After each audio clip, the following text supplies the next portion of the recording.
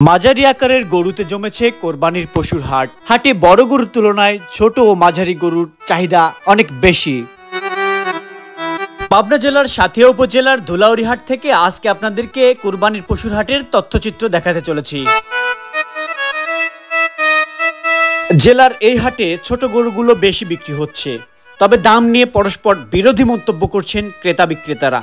ক্রেতারা বলছেন দাম বেশি, বিক্রেতারা বলছেন হাটে গরু যথেষ্ট রয়েছে, তবে ক্রেতারা দাম বলতে চাচ্ছে না। হাটে তুলনামূলক মাঝারি আকারের গরু বেশি বিক্রি। হাটে গিয়ে দেখা গেছে মাঝারি আকারের গরুর মধ্যে দামের দিক থেকে ৭০ থেকে ১,২০,০০০ টাকা। হাটে এমন গরু চাহিদা অনেক বেশি। এর মধ্যে ৫০ থেকে ৬০,০০০ টাকা দামের গরুগুলোর একজন বা দুজন নিচ্ছেন কোরবানির জন্য। আবার ১,২০,০০০ থেকে ১,৩০,০০০ টাকা দামের গরু ৫ জন বা ৭ জন ভাগে কোরবানির জন্য কিনছেন ক্রেতারা।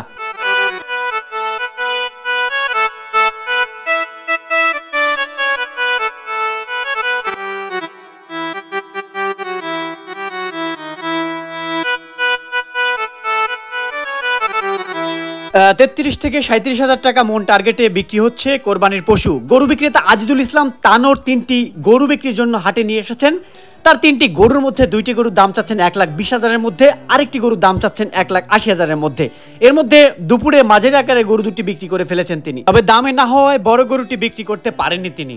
আরেক গরু বিক্রেতা হৃদয় ইসলাম বলেন, গরুর বাজার ভালো না, বাজারে গরুর গোস্তের দাম বেশি, কিন্তু হাটে গরুর দাম কেন কম? বাজারে গরুর গোস্ত ৭৫০ টাকা কেজি, সেই হিসেবে এক মন গোস্তের দাম পড়েছে ৩০,০০০। অনেকে এই টার্গেটে কম দাম বলছেন।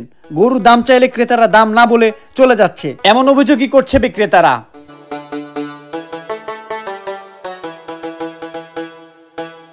এই ছিল পাবনা জেলার সাঁথিয়া উপজেলার ধুলাউড়ি ইউনিয়নের ধুলাউড়ি হাট থেকে সর্বশেষ আপডেট। সাথে ছিলাম আমি মোহাম্মদ আরমান হুসাইন, কৃষাণ টিভি।